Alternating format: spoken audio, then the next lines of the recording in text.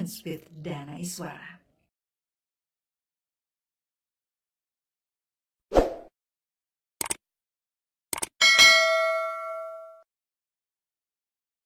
Hello listeners, senang sekali ketemu kembali dengan saya di episode kali ini. Dan tamu saya amat sangat istimewa karena dia baru saja keluar dari rumah sakit karena operasi berat. Dan sebelum itu juga sempat kolaps beberapa kali dengan kesibukan yang luar biasa. Tapi saya mendapat kehormatan yang luar biasa karena beliau memberikan saya waktu untuk ngobrol-ngobrol untuk AHA Moments. Terima kasih banyak untuk tamu saya. Yuk kita sapa langsung Melanie Subono. Halo Mel, apa kabar? Baik, puji Tuhan, hidup. Bener-bener alhamdulillah, puji Tuhan Mel. Nggak kelihatan seperti baru melewati operasi besar. Gimana? Sudah mulai latihan gerak-gerak, berdiri pelan-pelan dari duduk, makan padat gitu? Udah, jadi sebenarnya sih I always look healthy. Jarang ada yang tahu, ya semua orang tahu musik aku rock, aku tour, aku segala macam. Itu mostly aku tour tuh sambil bisa pendarahan 8 bulan, bisa dengan perut gede, bahkan kadang nggak sekali dua kali aku orasi di jalan kalau lagi demo, yaitu dengan keadaan lagi Bleeding. segala macam lagi atau baru operasi or anything. Jadi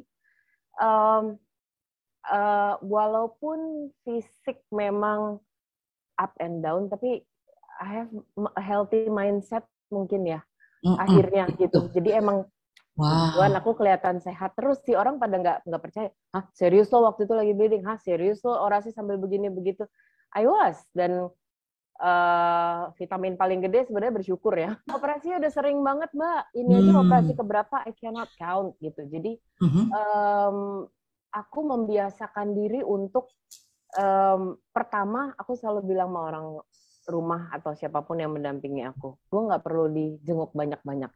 Cause bukannya aku tidak appreciate itu ya, tapi aku nggak butuh dijenguk dan orang bilang oh kasihan ya, I don't know it, nggak apa ya, nggak bantu baik, gitu. Iya. Nah, jadi aku terbiasa sih. Jadi kalau udah operasi ya udah 3 hari 4 hari apa nih hari kedua aja aku udah nih suster, saya boleh nggak mulai belok kanan kiri apa segala macam.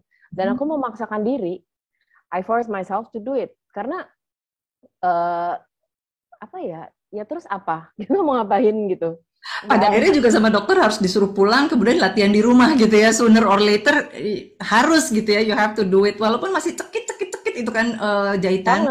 Banget, apalagi ini kan udah kesekian kali dan jahitan yang sama dibuka lagi tiap kali, jahitan yang sama, sampai aku terakhir bilang sama dok, kalau tahu dari dulu begini kan saya pasang sleting aja ya dok ya, tinggal buka tutup, kalau udah baru permanen ditutup gitu.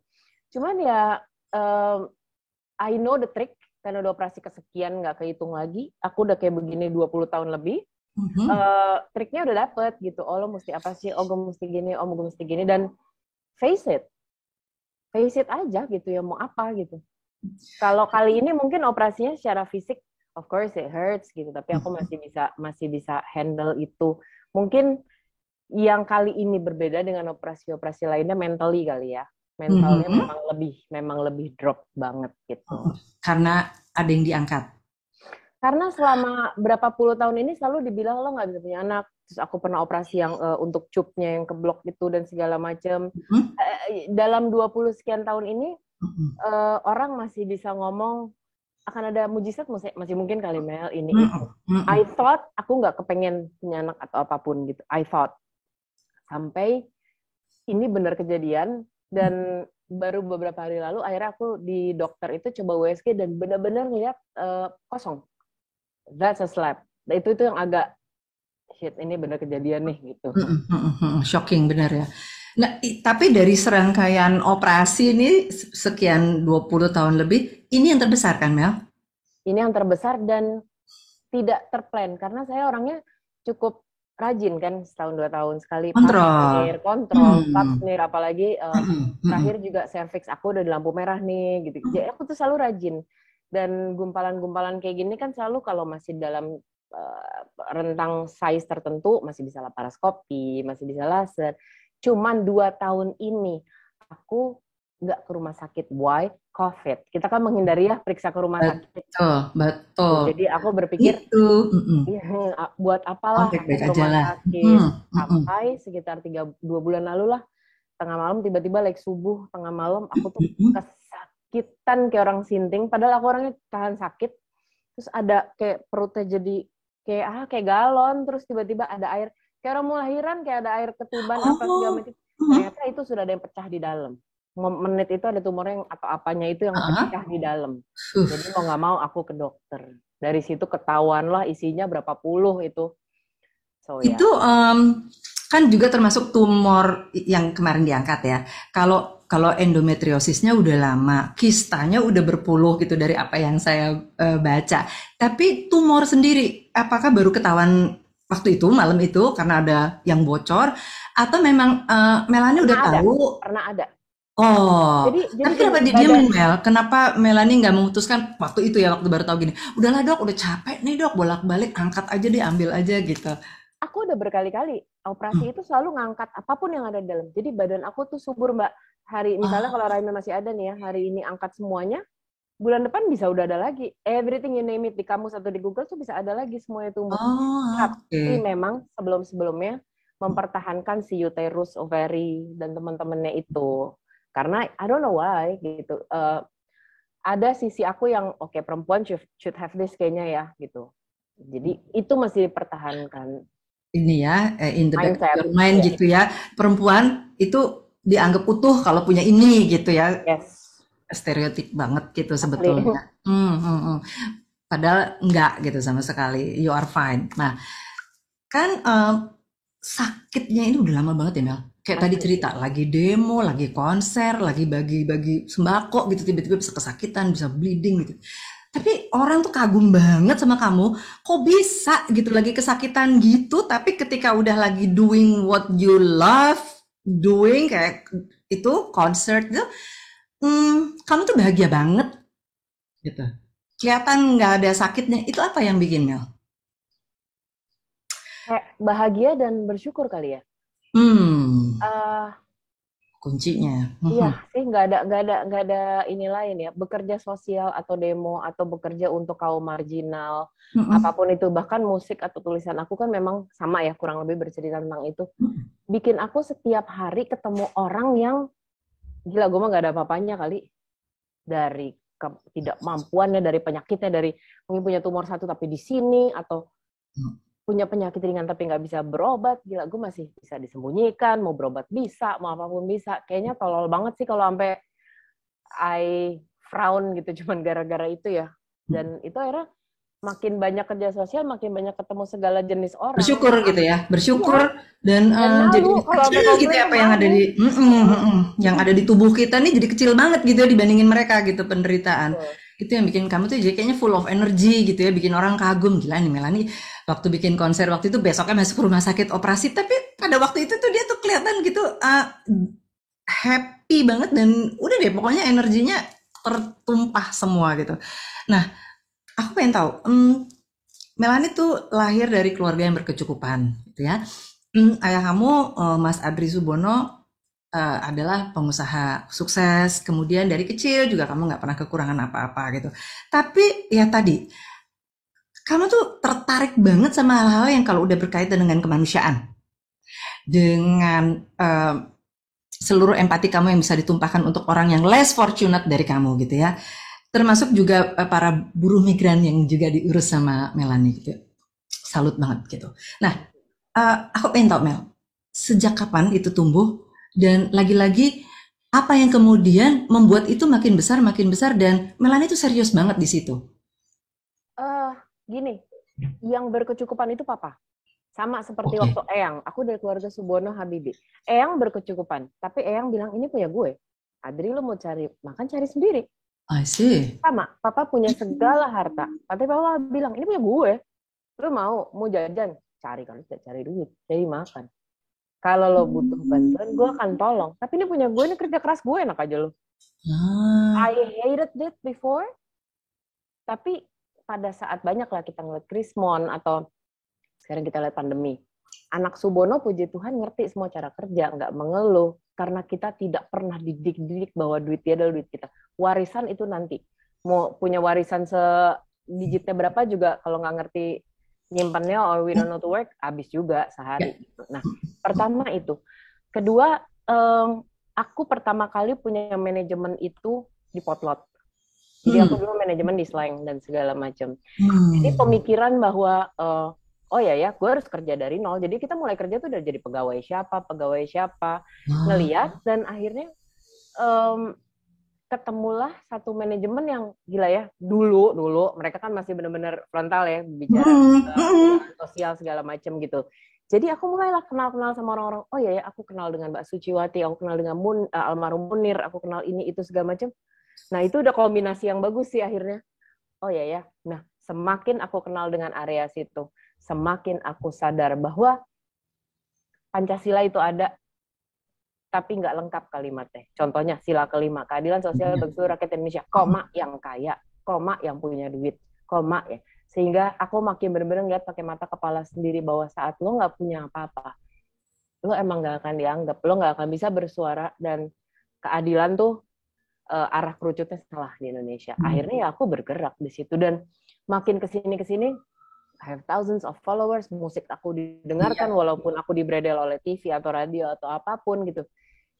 Jadi itu justru makin menumbuhkan simpati dan followers yang luar biasa. Dan I realize bahwa gila, I am powerful. Lalu terakhir Eyang sempat ngomong sama aku, Melanie, kalau kamu mau menyelamatkan Indonesia, kekayaan terbesar itu bukan sumber daya alam kita, tapi sumber daya manusianya. Work dengan sumber daya manusia dulu. Kenapa mereka harus kerja di luar negeri? Kenapa mereka tidak bekerja di lahan mereka sendiri sehingga mereka bisa mempertahankan alamnya, kekayaan alamnya. Dari situlah akhirnya aku makin fokus dengan namanya buruh migran dan segala macam. Iya, Melanie tuh benar-benar fokus sekali gitu. Aku salut begitu tahu dari yang bagi-bagi juga sembako, kemudian perlengkapan bayi, sampai ke perlengkapan bayi loh Mel, ya kan? Juga kamu pikirin gitu, aduh luar biasa. Terus ini juga buruh migran gitu. Jadi your interest itu memang luas, tapi fokus gitu kepada siapa yang tadi Melanie bilang gitu ya, orang yang termarginalkan, yang merasa nggak mendapat quote unquote perlakuan yang adil lah. Gitu. Nah, kembali ke Melanie sendiri. Melanie tuh punya kesan gitu ya dari luar tuh kuat, tegar, keras, and rebellious gitu ya. Ini sifat dari kecil nggak sih? I think so. Kayaknya itu harus nanya papa mama sih, tapi I think so. Keras kepala juga? Gini loh, aku tipe yang iya enggak. Sama kayak dari kecil mungkin belajar gini. Nggak usah, aku lebih respect sama orang yang ngelihat kecelakaan atau ngelihat orang kenal lo pergi aja, ketimbang lo ngomong kasihan tapi nggak berhenti. Jadi yang mana, lo kasihan apa enggak? Kalau kasihan berhenti, kalau enggak, kalian aja lewat, atau hal-hal kayak gitu. Dan aku mungkin karena aku satu-satunya anak yang lahir gede di Jerman, mungkin jadi I speak forward, pola pikirnya beda gitu. Walaupun di sini akhirnya sering dianggap rude ya, sering dianggap. Iya. Sampai umur berapa sih Mel kamu di sana? Melanie lahir di Hamburg. Aku lahir 45 tahun yang lalu. Ya. Aku sampai nggak lama, paling di bawah 10 tahun sih, tapi kan habis itu aku sempat tinggal di Inggris, aku di Hongaria, aku di mana-mana. Jadi kayaknya pola pikirnya udah western ini gitu ya, lebih straightforward lah seperti tadi Melanie bilang. Iya enggak suka enggak gitu, ngomong aja gitu. Tapi di sini jadi dianggap kasar sih sebetulnya. Cuman ya udahlah. Akhirnya orang tahu itulah Melanie gitu. Tapi kan jadi depan belakang sama kalau istilah orang Jakarta gitu. Nggak harusnya ada. Ya. Mel, ceritain tentang Rumah Harapan Melanie. Juga setiap 20 Oktober itu hari ulang tahun Mel, kenapa jadi istimewa? Oke, Rumah Harapan itu adalah gerakan. Jadi rumah yang nggak ada dalam bentuk rumahnya. Yang aku sebut jadi itu gerakan, bukan sebuah bangunan kayak rumah singgah, rumah yatim piatu. Yang aku sebut rumah adalah Indonesia. Dan setiap makhluk yang ada dalamnya berhak punya harapan. Aku nggak bergerak cuma sama manusia, aku bergerak sama alam. Aku bergerak dengan hewan banyak sekali. I put my house as a rescue house, segala macam. Nah, 14 tahun yang lalu aku tuh mencontoh sama Oprah sama Ellen waktu itu pernah bikin Make-A-Wish Foundation. Jadi Mhm. 14 tahun yang lalu, kita cuma mulai di bangsal-bangsal rumah sakit sekitar Jakarta, nyari yang pilihan kita dua, yang benar-benar tinggal menghitung jam, atau orang-orang yang benar-benar sangat tidak mampu. Biasanya kita tanya, oh, pengen lo apa sih, harapan lo terakhir? Nah itu macam-macam, ada yang, aku pengen belajar sulap kak, ada yang pengen ketemu si A, ada yang pengen ketemu si B. Intinya begitu kita penuhin tuh kadang nggak perlu buang uang, tapi kita penuhin, they're so happy, dan biasanya kita menjadi orang terakhir yang mereka lihat. Nggak lama kemudian mereka pergi tapi happy.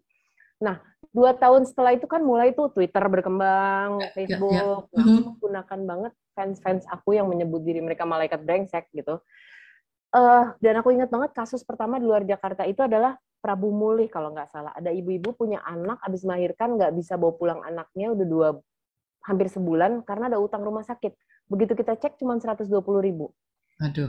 Small for us, tapi it means the whole life for them. Akhirnya aku mulai tuh ngamen-ngamen, yuk kita ngumpulin duitnya. Terus mereka bergerak. Ya ini tahun ke-14, kita bekerja 365 hari selama 14 tahun, Aceh sampai Papua, bahkan untuk orang Indonesia yang ada di luar Indonesia, selama lo memang selama lo anggota rumah Indonesia, maka apapun harapan lo, kalau kita mampu, akan coba kita penuhin mulai dari, ya kita sekarang tuh udah punya puluhan ribu kali, dari bayi, sawah, Ya. kalau non formal, shelter hewan, apapun itu kita jalanin. Nah, 20 Oktober itu adalah ulang tahun aku. Mhm. Orang selalu kan gini, kalau kita bentuknya band, pasti ada tanggal terbentuknya band. Nah, aku kan solo. Formatnya band tapi aku solo. Akhirnya aku nyatuin aja daripada gue ada ulang tahun gue, ada ulang tahun rumah harapan, ada terbentuknya band kan repot gitu guys. Semua dijadikan tanggal 20 Oktober. Jadi 20 Oktober itu selalu aku punya konser namanya AKMK. Aku, kamu, mereka, kalian. AKMK. Aku, kamu, mereka, kalian. Oke. Jadi kalau biasanya tiap weekend kita main di luar kota, puluhan ribu orang segala macam, 20 Oktober itu selalu berbeda.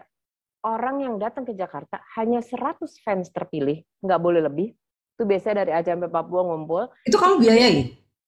Enggak, tapi Atau mereka mereka tuh karena sakingnya ya, fans ada yang berat ya? jual motornya, ada yang Oh. jual apanya gitu.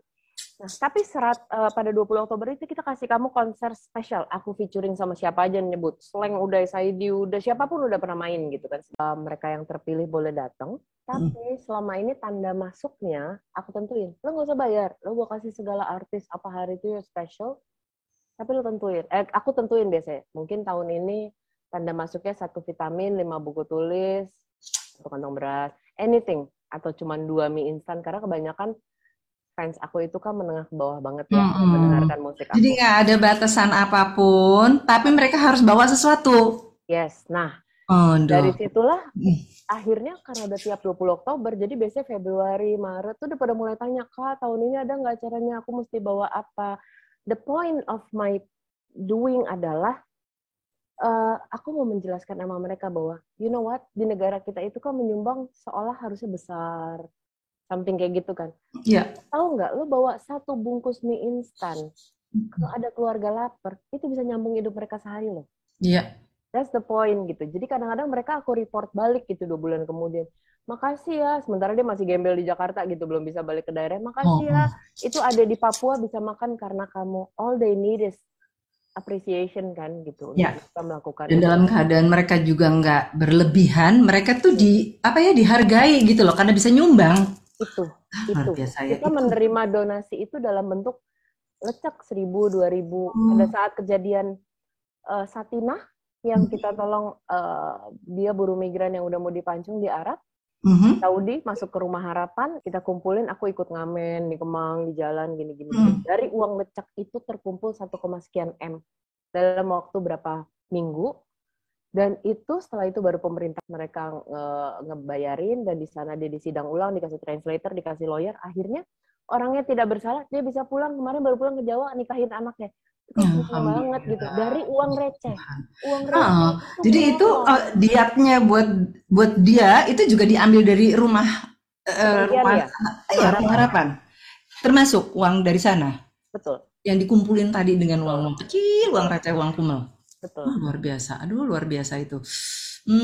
Makanya disebut malaikat. Brengsek. Kenapa pakai brengsek, Mel? Aku boleh tanya itu. Gini, aku tidak pernah menamakan itu awalnya. Mhm. Orang yang pada pusing, ayo dong Mbak, kasih nama fans. Aku bilang, ngapain sih lo, nggak usah ngefans sama gue, nyontoh yang bagus aja, yang brengsek mah nggak usah gitu kan. Mhm. Tapi banyak orang menamakan aku malaikat, sementara aku selalu bilang, gue masih brengsek. Makanya aku tidak pernah ngumpetin di posting aku, ngerokok is ngerokok, minum ya minum. Aku nggak mau banyak kayak temen yang mau kelihatan suci, abis itu repot sendiri kan. Nah, artinya lo mau ngatain gue malaikat, tapi gue masih brengsek. Sementara kaki-kaki aku di seluruh Indonesia, mau itu dari musik maupun rumah harapan, adalah orang-orang yang dicap brengsek sama orang. Tatoan, gembel, dekil, kaos band. Tapi mereka lebih malaikat daripada yang punya. Jadi aku membalance. Malaikat dan brengsek itu kan sesuatu yang sangat jomplang ya. Mhm. Mhm. Jangan mentuhankan Kontradiktif ya. manusia. Ya, jangan Mhm. mentuhankan manusia. Balance yourself. Mhm. Betul. Jangan menilai buku dari sampulnya ya. Betul. Bahwa mereka tuh ya begitulah. Kadang-kadang juga musik cadas kan selalu konotasinya ke sana gitu. Betul. Makanya itulah tadi kali Melanie juga ikutan mendapat cap itu gitu. Nah, sekarang Melanie tuh punya juga apa namanya passion di selain tadi ya, punya passion lain dong, musik iya, terus kegiatan sosial iya gitu. Um, Mungkin juga agak harus slow down karena kesehatan gitu. Jadi mulai beralih ke sesuatu apa nggak yang keep you going, tapi juga nggak sekeras yang biasanya dilakuin. No, I'm still going the same. Aku Hmm. energi aku setiap hari itu adalah hewan-hewan di rumah aku. Ya, I learn a hobi itu lot loh. from them. Ya, yeah, I learn a lot from them. Bahkan aku 2 tahun ini kayak belajar, walaupun ini belum dijadikan ilmu eksak, tapi Animal Planet segala macam udah lama menggunakan ini. Karena body linking atau animal communication. Jadi aku bisa berkomunikasi dengan hewan. Beberapa kali pemerintah juga minta aku ke gajah, ke apapun. Jadi aku bisa berkomunikasi dengan hewan-hewan aku di rumah. Aku bahkan write a book about it. Oh, namanya apa Mel? Kalau boleh tahu. Mama sampai jumpa di balik pelangi. Mama sampai jumpa di balik pelangi. Udah Ya, terbit. kita udah habis. Sekarang yang jual tinggal manajemen kita doang. Nah, jadi Oh, boleh tuh. boleh aku kirimin Ya? nanti. Jadi emang berkomunikasi dengan hewan banyak mengajarkan aku kemanusiaan. That's one thing. Terus kemarin sebelum aku operasi, aku menjalankan syuting. Jadi aku baru produce sebuah film yang akan ditayangkan di Hari Ibu. Itu waktu itu satu kado untuk Eyang. Jadi berbicara tentang 3 ibu yang aku percaya. Ibu, Ibu Bumi, Ibu Pertiwi. Jadi itu pendekatannya musik, semi 5 lagu daerah, dibawain jalan di 5 area Indonesia, tentang 5 kebudayaan dan 5 ibu bumi yang ada di Indonesia. So I do movie, I do animals, I do everything. Oh gitu. Jadi ini kembali tadi ke musik ya, mengenai 3 ibu kita. Kenapa ibu Mel? Kan bukan karena mau bikin film yang nanti launchingnya pas hari ibu. Jadi temanya ibu enggak. Tapi pasti berangkatnya dari ibu dulu, baru kemudian dicari kapan launchingnya yang ada momentumnya gitu. Kenapa ibu Mel? Karena Eyang sebelum Ini yang mana? Eyang Habibie, yang Yang BJ. Habibie. Oke. Sebelum dia sebelum dia ditidurkan, kan dia sempat berapa hari ditidurkan dulu sebelum dia pergi. Dia sempat manggil aku balik ke ruangannya. Aku ya cucu yang paling nyambung kan sama dia ya, masih suka apalah gitu. Nah, aku dipanggil balik ke ruangan dia. Dan Eyang manggil aku ngomong gini, udah susah tuh, Mel sini. Terus dia manggil beberapa suster perempuan. Lihat, perempuan hari ini bisa jadi apa aja. Tidak harus punya anak untuk bisa jadi ibu gitu. Perempuan sudah tidak terbatas. Perempuan itu adalah makhluk yang hebat. Di situ aku sadar, semua dinamain ibu. Ibu kota, ibu jari, ibu pertiwi, ibu bumi, ibu, semuanya ibu. Then I realize bahwa yang maksud tuh itu.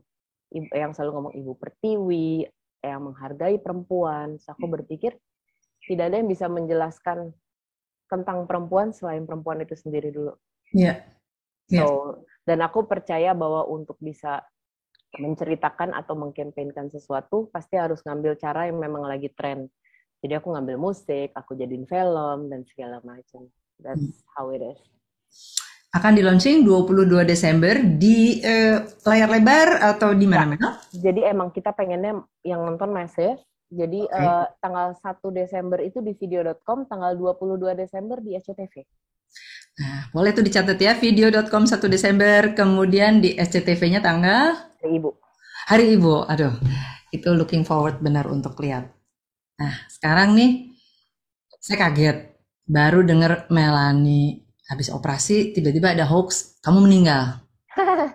Hmm. Sekian banyak orang gak Yang ada sedih kerjaan. dunia, udah bukan se-Indonesia kita. Eh, perasaan kamu, pendapat kamu tuh apa waktu dengar hoax itu, Mel? Eh, nggak gimana-gimana sih. Aku tuh mengasihani, aku kasihan justru. Kita langganan kok didoain meninggal gitu. Eyang, papa lah, eyang Iya, lah, iya, apalah yang ada Habibie aja udah kan gitu. Jadi nggak terhitung hoaxnya. iya, Hmm. sementara aku salah satu spokesperson untuk literasi digital, cakap digital segala Mhm. macam. Mhm. It's so sad. Eh, anak-anak muda sekarang tuh nggak nggak apa ya, nggak aware what kind of power mereka sebenarnya punya. Yes. Dan kecakapan digital itu satu hal yang lu nggak perlu sekolah, nggak kayak mesti jadi lawyer atau jadi dokter apa-apa. Lu punya pulsa, punya gadget, that's it. You see how powerful you can be gitu.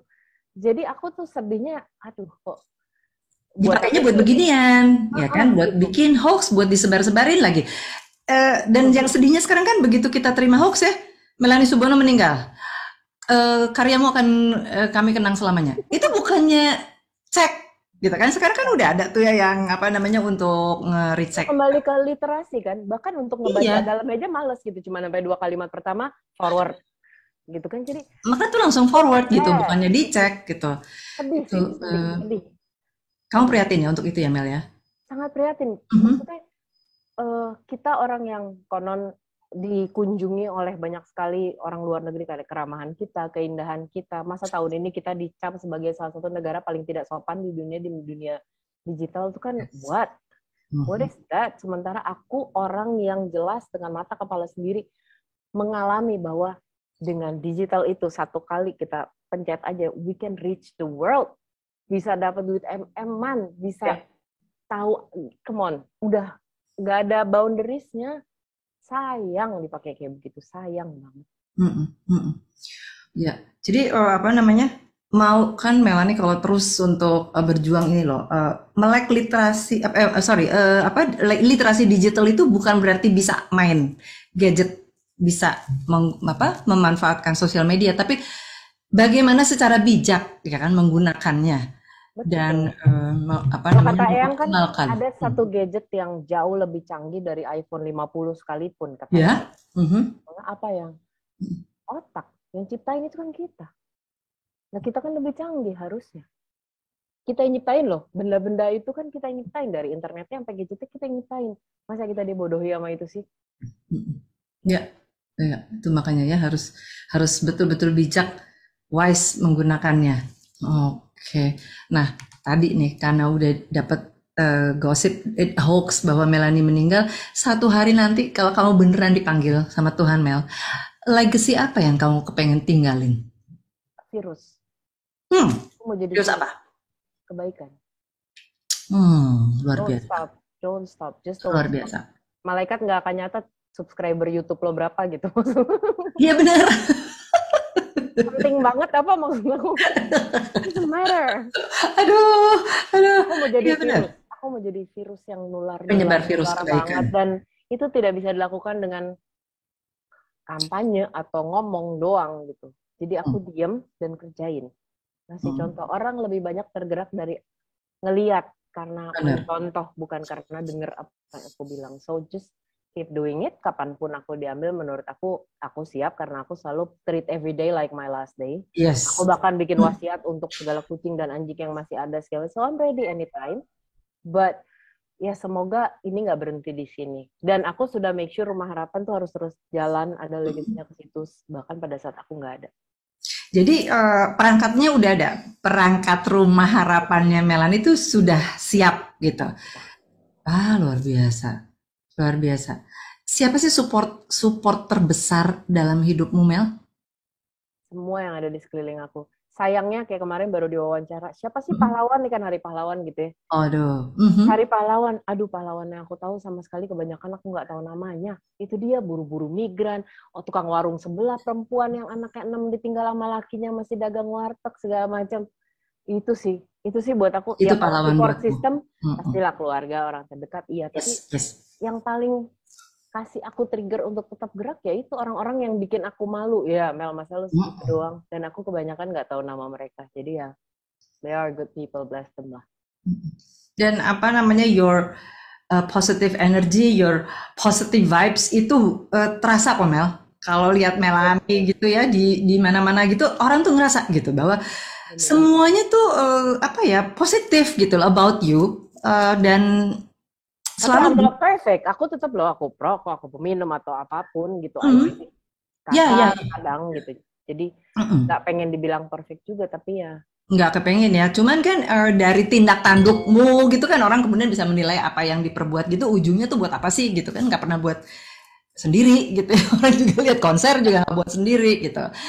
Seperti kayak ngumpulin sembako sama apa peralatan bayi gitu ya, bayi dan lansia itu makhluk yang bayi paling dan kasihan lansia. sih sekarang di Mm-mm, Indonesia. mm-mm. Iya, itu kontak-kontak apa apa ya, seperti yayasan lah atau rumah-rumah yang menerima itu, Melanie ada yang bantu. Fans aku yang seluruh Indonesia itu Hmm. aku karyakan. Itu yang suka nggak kepikiran sama orang. Iya ya, fans. Fans itu menunggu untuk mereka tuh orang yang paling akan semangat kalau dibilang tolongin gue dong. Ih, gue diminta tolong sama artis idola gue gitu.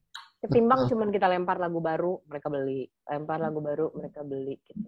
Bikin lirik itu suatu pekerjaan menakutkan loh, Mbak. Mm-mm. Menakutkan kalau aku nggak bisa lakuin apa yang aku tulis di lirik aku soalnya. Ah. Itu tanggung jawab loh gitu. Jadi Jadi lirik kamu tuh kadang-kadang gini, suka itu sebetulnya keinginan yang ada gitu, yang ada di hati dan kepala kamu, kemudian kamu tumpahkan jadi lirik. kegelisahan kali ya. Karena kan Kegelisahan. lirik aku memang kebanyakan tentang ya itulah ketidakadilan, apa Mm-mm. gitu-gitu. So ya Mm-mm. udah, terus lo tahu, terus lo apa kalau nggak ngapa-ngapain juga, oke lo Hmm. protes, oke lo orasi, Hmm. lo demo, terus apa yang bisa lo lakukan sebagai solusi? Aku Mm-mm. 3 tahun ini merubah mindset aku untuk menjadi solusi aja. Ya itu antara lain lewat lirik-lirik lagu Melanie. Ya Mm-mm. lirik, perbuatan, tulisan, Buat yes. bahkan sampah-sampahan aku di medsos, aku akan Mhm. selipin motivasi, akan Iya, selipin iya, iya, iya, kelas. betul, betul, betul. Instagram Melanie itu penuh dengan apa, pengobaran lah gitu ya, whatever it is called gitu. Pokoknya isinya sebetulnya ialah kegelisahan dan buah pikiran Melanie lah. Betul, betul. Sangat ini. Oke, you are unstoppable, Mel. That's a good thing. Semoga cepat sembuh. Amin, terima Doa kasih. saya dari sini, dan benar-benar semoga itu adalah operasi yang terakhir sehingga terus bisa menjalankan apa yang jadi passion kamu. Saya Amin, ikut doa. amin. Get well soon. Thank you ya Mbak, thank you so much.